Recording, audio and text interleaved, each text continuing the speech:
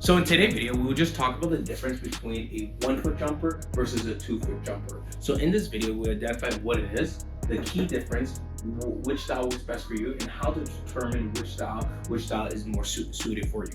So now let's talk about what is the difference between a 1-foot and a 2-foot jumper. So it's quite simple. It's just the takeoff.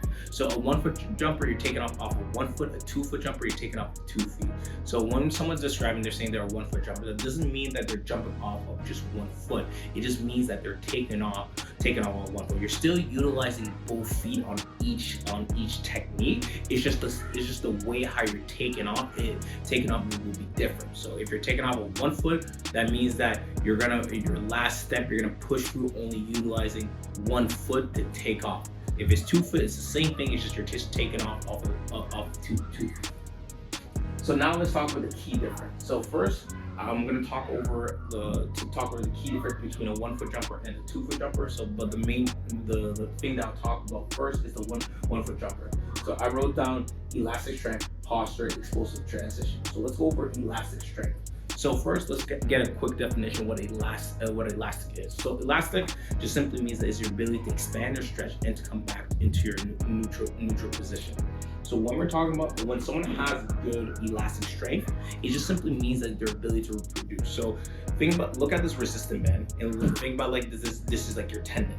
So if you have good elastic strength, it means that instead of your tendon being loose, it's strong, so it's stiff per se, so it's very stiff. So it means that your ability to expand out and to come back to that position very quickly. So that's what it means when someone said they have good elastic. When we talk about elastic strength, is the ability to have stiff tendon, but more importantly, your ability to stretch out and come back into the position. But the stiffer that your tendon is, the better opportunity that you have to have great elasticity. So now let's just talk over the posture. So the posture is going to be relatively different. When you're going for a 1-foot approach jump, you're going to notice that a lot of 1-foot jumpers, they're going to have more of a diagonal torso. The reason why is because they need to exert as much ground as possible when you're pushing off, since they don't have their block foot. So if you're jumping off your left foot is going to be the one that's going to be the diagonal angle to help you push your body going forward, and allows you to actually maintain as much momentum as possible while you're transitioning going up. So then, speaking of transition, now in this they have a very explosive transition. Since 1-foot jumper, you're relatively coming a very fast transition. You're going from a horizontal to a vertical very quick. So that transition is relatively quick. Since you don't have your other foot to help you support you, so the transition between going horizontal and vertically is going to be very explosive, and it's going to happen relatively quickly. Next we have. Next I will talk about the key difference between 2-foot. So first, now for 2-foot, we have the key point that I want to talk about is your block step. You have a more upright torso and control step. So a block step, if you forgot what it is, a block step is your second last step that you take right after your penultimate. So because you have your block foot, you have a support system that allows you to control your momentum. Because of this, right, this allows you to have more of an upright torso. So now your positioning, instead of being more of a diagonal angle when you're going to be taking off, you're going to have a much more upright. So meaning that your torso is going to be looking vertical when you're going to go over and down. This allows you to have much more control step because you have a block foot that allows you to control that momentum much more precisely. So now let's go over which style works best for you. So the key point I want to talk about is for 1-foot jumper is that usually 1-foot jumper, these are going to be the physical characteristics you have. You have more of a lean and lanky, long leg relatively to torso, fast twitch, elastic muscle fiber, and light on their feet and move fast. So these are the characteristics I have listed off.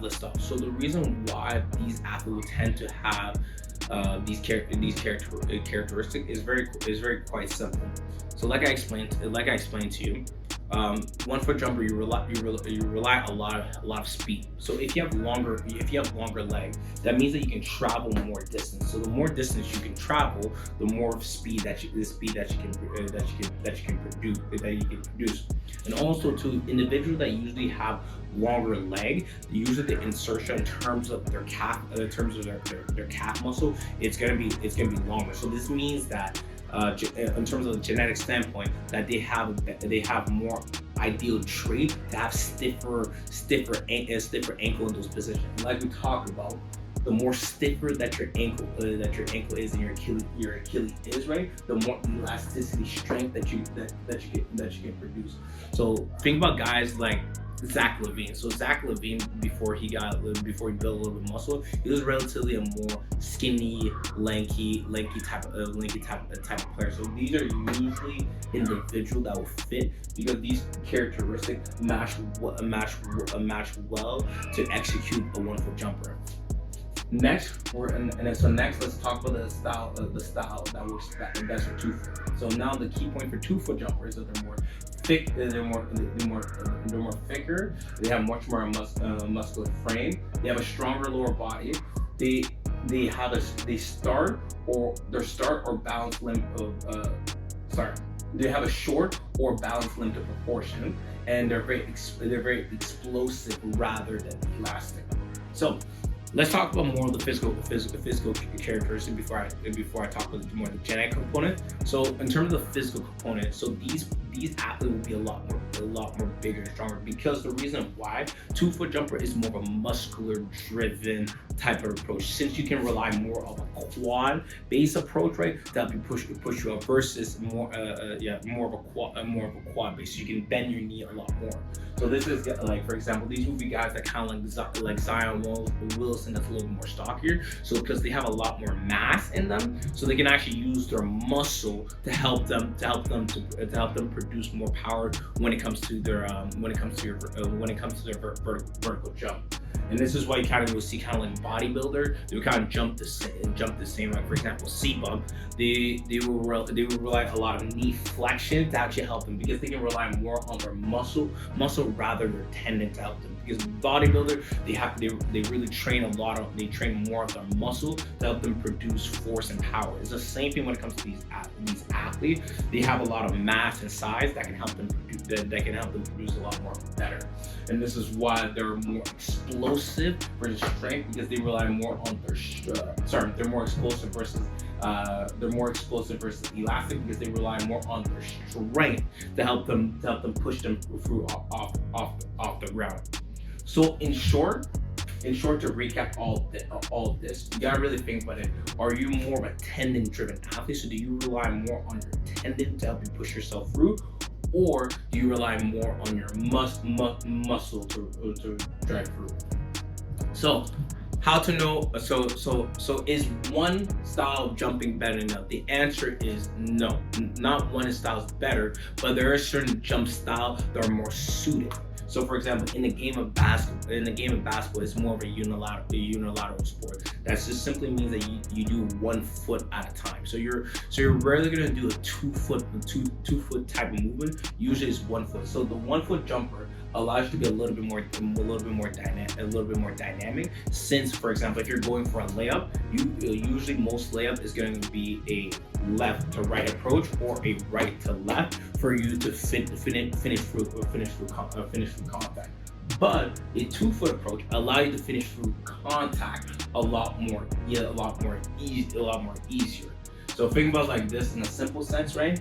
If you're trying to get like a sneaky dunk or trying to get the rim faster, right, then a 1 foot approach will be a lot more better. But if you're trying to finish through contact, right, for example, you're trying to get to a poster, you're trying to go body to body, then a 2 foot approach will be a lot more better. So now, how do you determine which style of dunk works best for you? So then there's 3 questions you gotta ask yourself. Are you naturally more fast, or are you naturally more fast / springy? What's your loaded stance, or are you strong in the loaded stance? And what is your background? Do you have a sprinting background or strength background? So let's talk about the first one. So when I'm So when I'm asking the question, are you naturally fast or springy, is that are you more someone that is naturally fast, or are you very quick off your feet? So if you're someone that's very quick off your feet, then a 1 foot approach will be more suited for you, because you can utilize that speed a lot more efficiently coming off of 1 foot approach.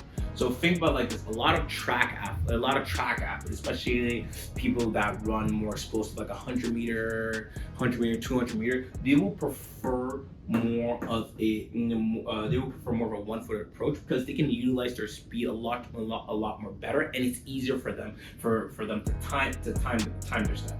For lotus stance, right? If you're someone that's very powerful from a wide position, this will be more ideal angle, because you can use more knee flexion to help you push off your feet.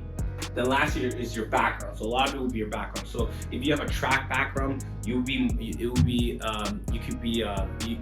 prefer more of a 1 foot, or you're more likely to prefer a 1 foot approach. If you have more of a powerlifting background, or even just someone that likes going to the gym a lot, right? Maybe a 2 foot approach will be a lot more better. So this is just so there's not one thing that, so again, just like I said, there's not one jumping technique that works best for you, either or. So this doesn't mean that if you have this, that you just do 1 foot approach. It just means which style works best for you. So this is just a quick breakdown of how to identify which style jumping works best for you. But at the end of the day, you want to develop both style jump. And thank you for watching this video.